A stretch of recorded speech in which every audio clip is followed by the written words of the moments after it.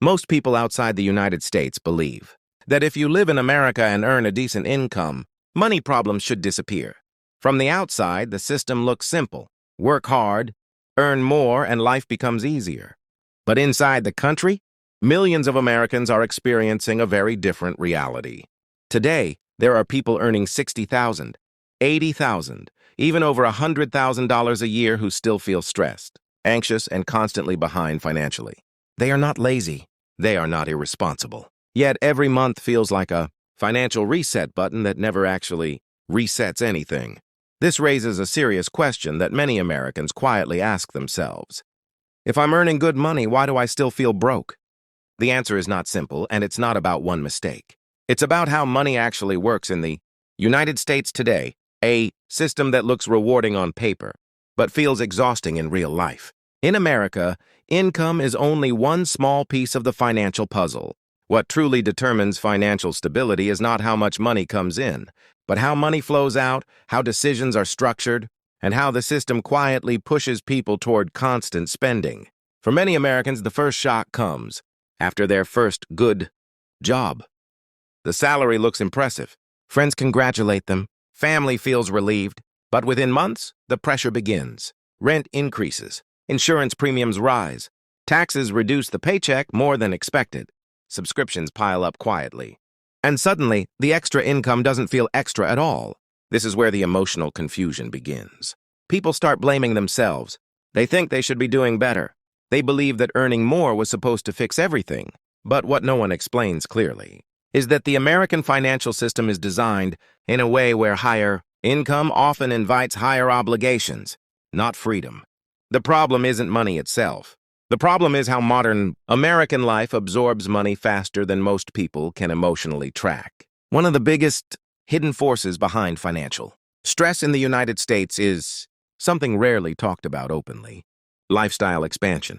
As income increases, expectations quietly increase alongside it. Better housing feels justified. A newer car feels reasonable. Convenience becomes a necessity rather than a luxury. None of these decisions feel reckless on their own. In fact, each one feels logical. After all, if you are earning more, shouldn't your life improve? The issue is that lifestyle expansion often happens automatically, without conscious planning. Rent upgrades from affordable to comfortable. Eating out becomes normal rather than occasional. Subscriptions multiply.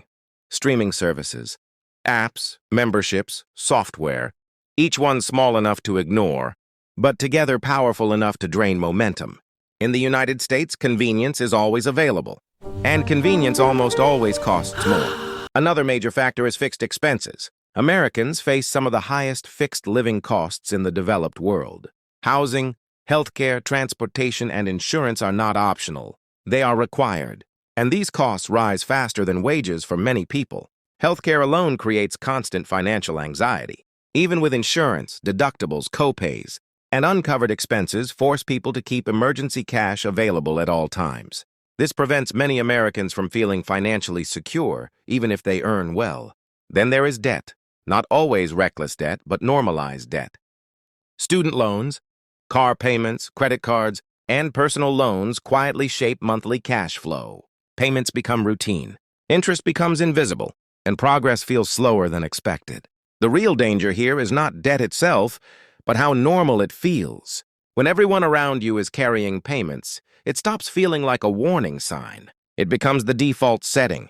At this stage, many people assume the solution is simple: budget harder, earn more, or work longer hours. But this is where frustration deepens, because effort alone does not always solve a system-level problem. Another reason many good earners feel broke is psychological pressure. In the United States, success is often measured visually. Cars, homes, vacations, and lifestyle signals create an environment where comparison is constant. Even people who are doing fine financially feel behind when they compare themselves to others, especially on social media. This comparison quietly pushes spending decisions that are not aligned with long-term stability. The system also rewards spending more than saving. Credit is easy to access. Payment plans make expensive purchases feel smaller. Advertising constantly frames spending as self-care, productivity, or success. Saving, on the other hand, feels boring. It has no visual reward. No one celebrates restraint. No one applauds saying no. This imbalance affects behavior deeply. People don't feel irresponsible. They feel normal. And that is exactly why the problem is so widespread. Another overlooked issue is income volatility. Even salaried workers face uncertainty. Layoffs, restructuring, contract changes, and industry shifts happen frequently. This forces people to keep one foot in survival mode even during good years. Because of this uncertainty, many Americans feel financially fragile rather than stable. They may earn well, but they don't feel protected. One emergency feels like it could undo years of effort. This constant low-level stress changes how people relate to money. They stop thinking long-term. They focus on getting through the month rather than building security. And over time, this mindset becomes exhausting. At this point, people often believe the system is unfair, and in many ways, they are right. But understanding, the system clearly is the first step toward navigating it effectively. So what actually creates financial stability in the United States? The answer is not extreme frugality or endless hustle. Stability comes from structure, clarity, and intentional decision-making. The first shift is understanding that income is a tool, not a solution. Higher income only helps when it is paired with controlled obligations. Without control, higher income simply increases the size of financial pressure. The second shift is separating financial identity from lifestyle. Many Americans tie self-worth to spending. Redefining success as stability rather than appearance reduces emotional spending significantly. The third shift is building margin. Margin means having space. Space in your budget. Space in your schedule and space in your decisions. Margin is what allows flexibility when something unexpected happens. Margin is created slowly, not through dramatic cuts, but through consistent alignment. Fewer automatic upgrades. Fewer commitments that lock future income. More awareness of where money actually goes. Another critical element is simplicity. Complex financial systems create confusion. Simple systems create confidence. Clear accounts, clear goals, and clear limits reduce mental stress more than people realize. When finances become predictable, anxiety drops, even if income stays the same. This is why many people with moderate income feel calmer than those earning much more. It's not about how impressive the number looks. It's about how controllable life feels. The truth about money in America is uncomfortable but empowering. The system is not designed to create peace by default. It rewards participation, consumption, and speed, not patience, clarity, or restraint.